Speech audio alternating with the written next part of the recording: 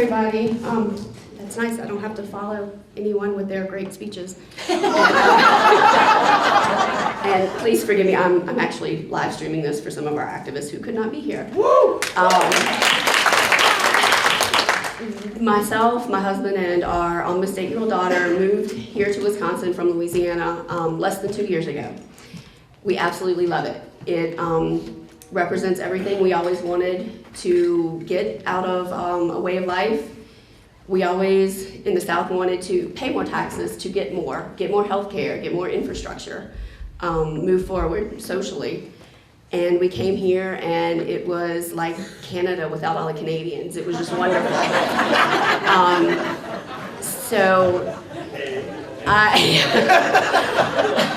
My ex-husband was Canadian, so I have the right to say that.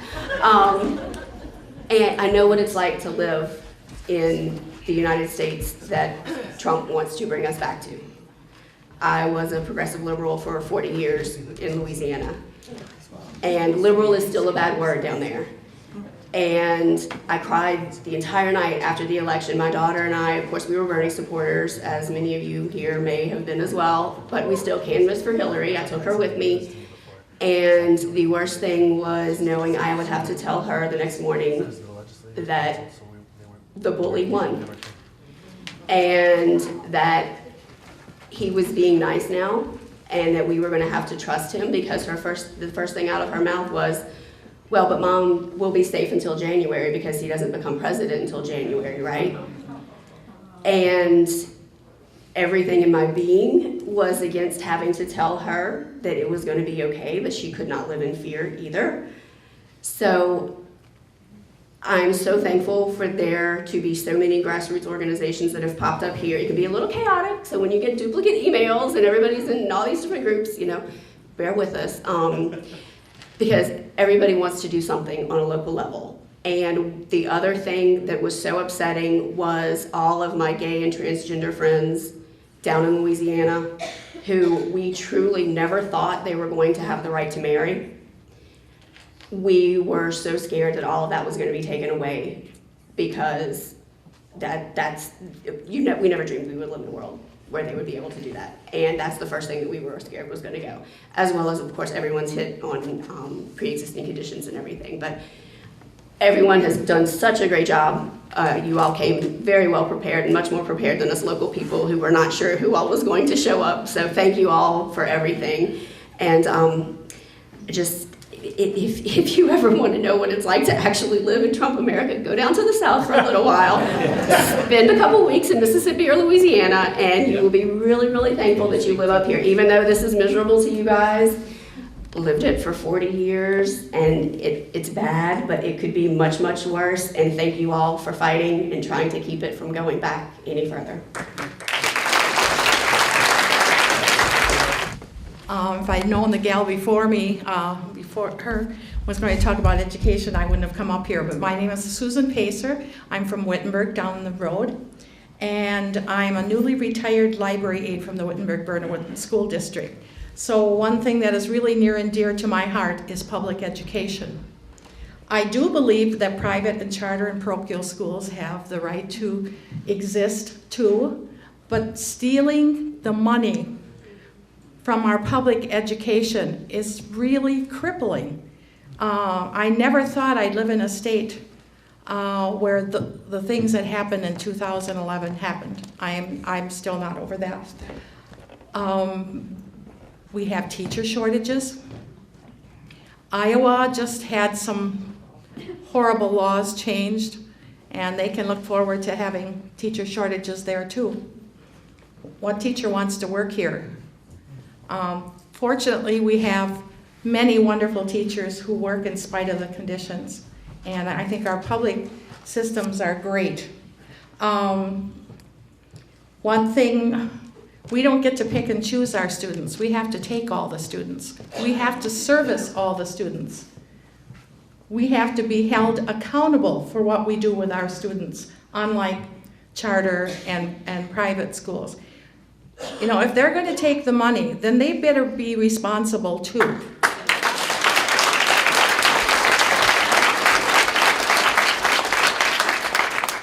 A couple other things. I think we really need to step up watching all the hate groups that are coming about. And if you go to the Southern Poverty Law Center, there are all kinds of hate groups. Just amazing, amazing in this day and age. I guess that's all. But fight for public education. I'd like to hear it. Yours will be looking like that soon. This will be brief. I'm Robert Matthews from Eau Claire, Wisconsin, a retired mechanic. Hold the mic up to your... I'm a retired mechanic. These are real people with real concerns. We're here because we want to be, you might want to ignore us, but we are here to stay.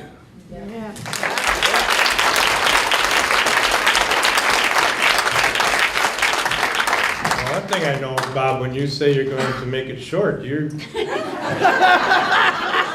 man of your word. My name is Wayne Olson. I'm a veteran of the Dominican Republic in the Vietnam War. When I was in Vietnam, I was a radio operator in Radio Shack, and I kept hearing about casualties coming into our camp. Well, I didn't know it, but they were mountain yards. And when I went to lunch, I had to walk over the mountain yards. They were wounded on the ground, and I said to myself, well, at least they're not Americans. And then I stopped all of a sudden, and I said, they're human beings. Yeah. So that's all I got to say. Thank you very much.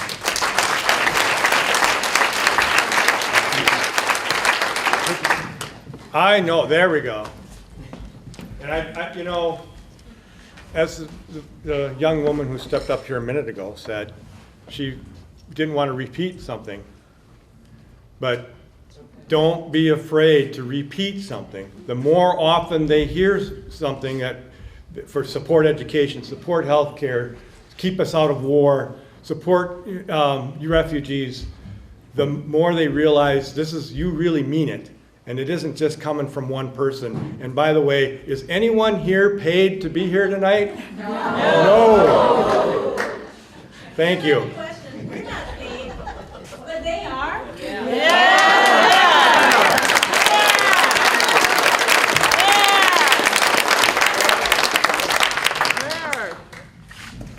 Hi, my name is Jerry Hines. I live in Wausau.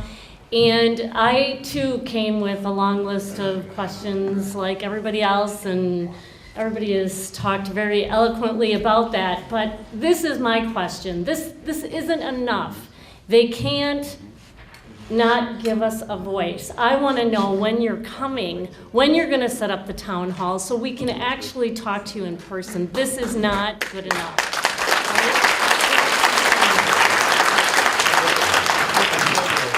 That's a perfect segue to something I just was telling Joel. We were having this conversation on the way here from Eau Claire.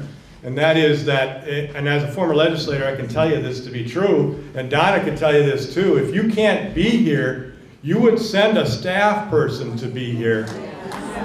And that is just, there's no excuse for that at all. Hello, my name is Allison. I live here in Wausau. I was not planning on speaking tonight, so my heart is racing. It's been a long time since high school debate class. As someone who's sort of between agnostic and atheist, I'm really concerned about the separation of church and state in this country. I think that's a very important issue, especially as it's tied to women's reproductive health care. Yeah. I'd really like if you guys... I'd really like it if people stayed out of this area, except for me and my husband. I don't think anyone else has a right to what's going on down there. And as someone else mentioned, I think it's really important, especially with healthcare, to consider facts, to consider what doctors are saying, and not male politicians in most cases. Thank you.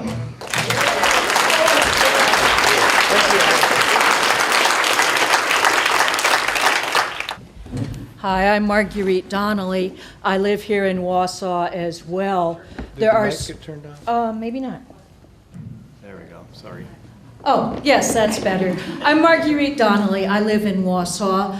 I have so many concerns, but just today, I'm recently retired, and just today, I signed up for Social Security, and I've been on Medicaid for a year now. Medicare, sorry, I always get those confused.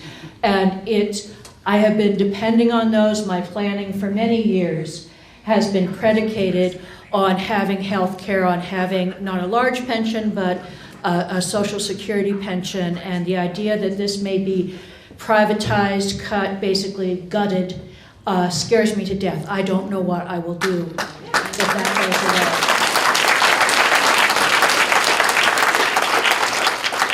And just one more thing, on my drive over here tonight, I happened to be out of town today and rushed to get back. Before this ended, I heard on public radio that Trump has just rescinded the ruling that transgender children in public schools be allowed to use the bathrooms that conform to their own gender identity. And this is horrible. That they've rescinded it.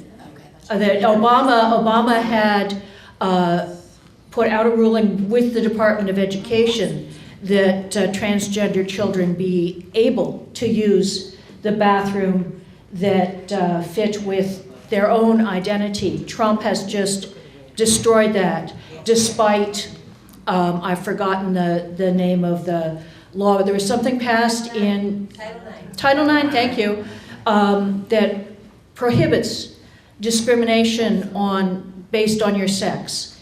And here we are, our president has ignored Title IX and taken away yet another good thing that Obama has done, and in defiance of the law. And I'm just scared to death for our country right now.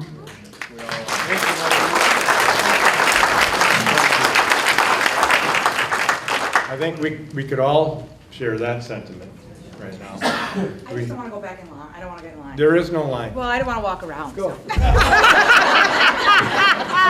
This is what happens when you're first. That's right. Now you got all this. Yeah. Well, thank you for letting me be the opening and the closing act. I didn't plan on that, but thank you. But somebody had touched on something of, thinking what would you do if we were alive, if I was alive during the Holocaust, and I just really, from the bottom of my heart, want to thank everybody here with my beautiful brown daughters, with the sentiment of hate and bigotry in this country, to bring them to an event to talk about things that matter, surrounded by people who care, and where they are not judged, and to show them that there are people fighting for people who look like me, and people who look like them, and people who don't look like any of us. So I just want to thank everybody here for that. Thank you. And your daughters are beautiful. Sorry for the repeat, but instead I had a list. I won't go through the whole thing. But there's something that's come up several times here in the transgender community or other specialty groups. And I have feelings about this. I just want to share them with the group and just throw this out there as a thought. This is something that I think was used as ammunition in the last election. And the more we bring up differences between us, I think the more difficult it is to convince people that we're all Americans, that we're all citizens. So we start dividing ourselves into those groups. You know this, Republicans never do that. Democrats do it all the time. But here's a line, somebody said it earlier. With liberty and justice for all. Now, who doesn't that cover? So I resist putting myself into a group. I especially do that when I'm having political discussions, because then right away their ears go up and they go, oh, well, you're one of those. Yeah. You know? You see it. And then one more thing I wanted to say, well, two more things. One is the media, right now. Thank God for the media. They are the last firewall.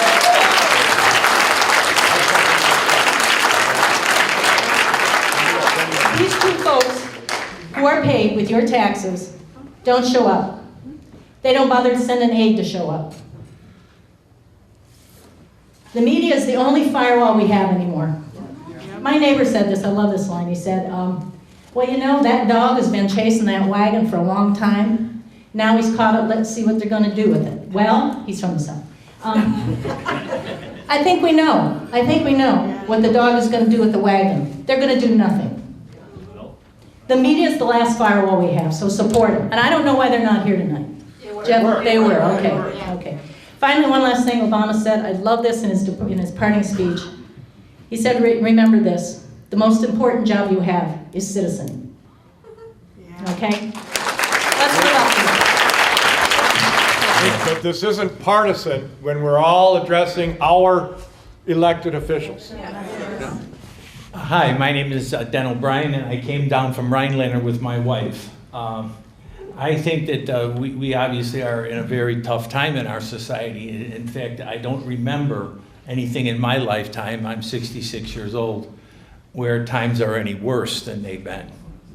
So the one thing I'd say is we're talking to these two gentlemen who are purportedly our representatives, but I think that we all should be very aware that we are not their constituents.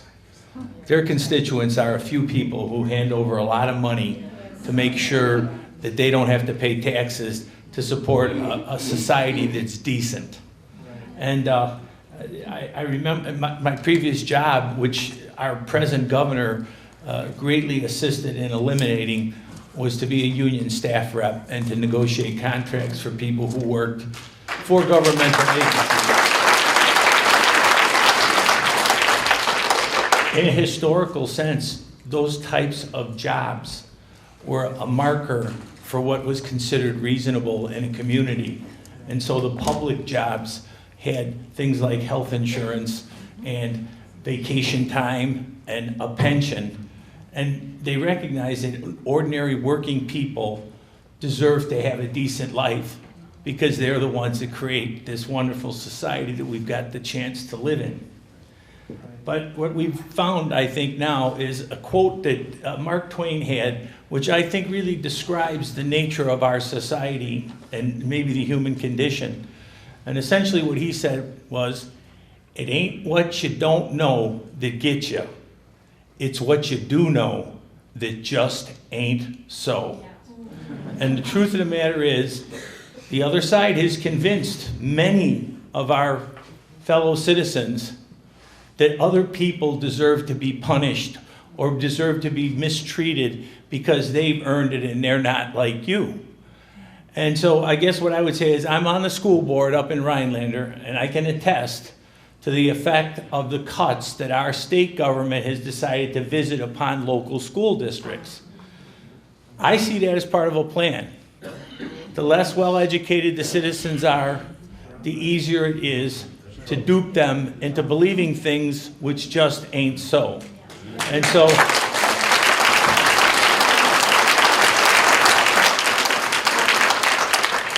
what I would say is this. We can talk to these men here. They're not going to listen. But if I had a chance to talk to you, and I genuinely appreciate that I did have this chance, I will tell you that our goal, our obligation, our duty is that we have to go out and change this society so people start recognizing their own best interest and stop using things like bigotry and the fear of others, because that won't work. And so hopefully we can start working on the next campaign and change some faces in our legislature and our state house, change some faces in the government, and maybe we can start bringing back progressive, worthwhile policies. Thank you.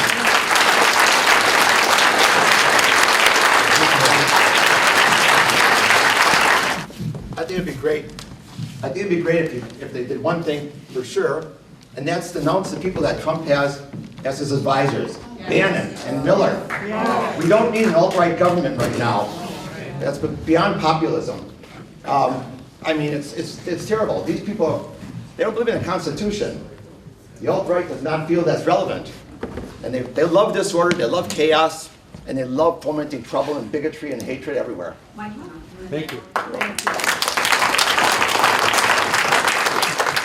So I'm just going to pause for 1 second. Wayne Olson, I hope you don't mind me picking on you here, but I have to tell you a little bit something about this gentleman here. He was actually awarded Person of the Year by the Marathon County Central Labor Council last year. And when I first met Wayne, this man fired me up to be an activist. This man, among many other people, fired me up to believe that I could even be a politician. A long-haired, bearded guy, working-class guy could be a politician. Can you imagine? But one of the things that he did, I think that we should all talk about, he's wearing his Veterans for Peace hat. So during the Iraq War, he went and he decided to go with his Veterans for Peace flag onto the tank by the armory on 17th. And he went and sat on top of it. As you can imagine, the police showed up. And they said, "What is your demand, sir?" And he said, "Well, I'm going to stay here until you bring the troops home." And so then, as you can imagine, more police started to show up, and I believe media too, am I correct? And eventually the police did say, "You know, you're under arrest." And Wayne, being the good civil disobedient man that he is, he said, "Well, that's all you had to say," and came down. He also got to go to Occupy Wall Street in 2012. He was one of 11 people to lay across K Street.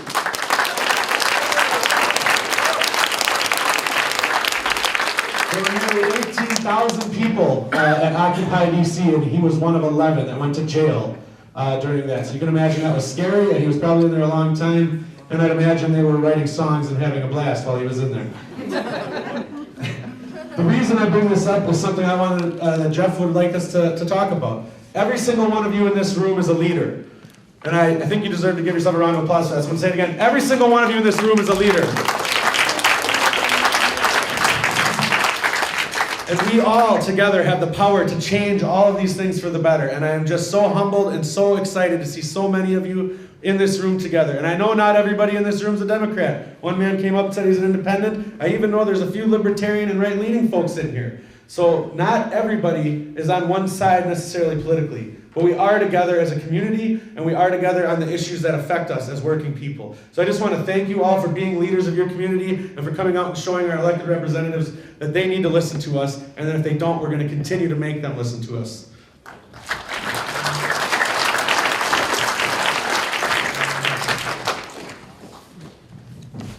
Hi, I'm Patty. I'm from here in Wausau. I was not paid to be here. Sorry it took me a while to get the courage to even come up here. But something that's really not sitting well with me, well, there's a lot of things, but I'll only go over one. In the last couple months, one of my children has been, part of the lesson that they're learning in school is all about World War II and about the rise of Hitler. Don't really want to mention the H word because it's kind of, I don't know. Anyway, there's been a poster from the Holocaust Museum that's been circulating. I'm sure some of you have probably seen it. And I don't know if it really is from the Holocaust Museum. Maybe it's not, but regardless, if you look up the history, it's an accurate poster. And I just kind of want to, you know, I would like people to really be aware of what's going on in our government. You know, it's called the early warning signs of fascism. Yeah. Oh. And so I'm just going to read these off because it's really kind of, you know, we're not there. I'm not saying we're there, but I think we're on our way, unfortunately. Yeah. You know, it's, oh, that's screen rotation. Okay. Powerful and continuing nationalism, disdain for human rights, identification of enemies as a unifying cause, supremacy of the military, rampant sexism, controlled mass media, obsession with national security, religion and government intertwined, corporate power protected, labor power suppressed, disdain for intellectuals and the arts, obsession with crime and punishment, rampant cronyism and corruption, and fraudulent elections. So, you know, as far as, you know, Senator Johnson and our Representative Duffy, you know, we're putting you on notice. We're not going to let that happen to our country. And, you know, as someone mentioned, the checks and balances we're expecting that, that you're going to help prevent this from happening to us. Because we're not going back. So I know none of us are old enough to remember what that time was like, I don't think.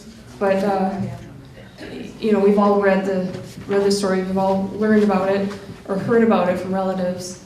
And, you know, that was a terrifying thing. And we're not gonna let it happen. So.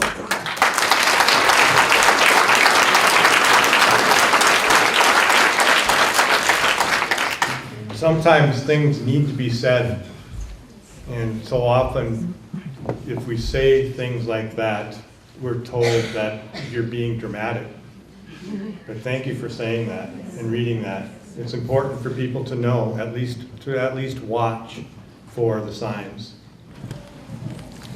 I feel that there has been a lot of questions that have been asked, but I want to know from Senator Johnson and Representative Sean Duffy, can you look me in the eye and actually answer my questions truthfully? Or is there a certain agenda that you have, and that is why you haven't shown up here tonight? That's my thoughts. That's all. Well, I'm going to emphasize once more that everyone in this room needs to walk out of here considering yourself as a leader, not a follower, as someone who is ready to go out there and make sure the things you heard here tonight are heard over and over and over again. Repeat the stories. Make sure that what we just heard doesn't happen to us in this country. Thank you very much for being here. I can't tell you how thrilled I am, having come from Eau Claire, thinking, oh my God, only 3 people are going to show up.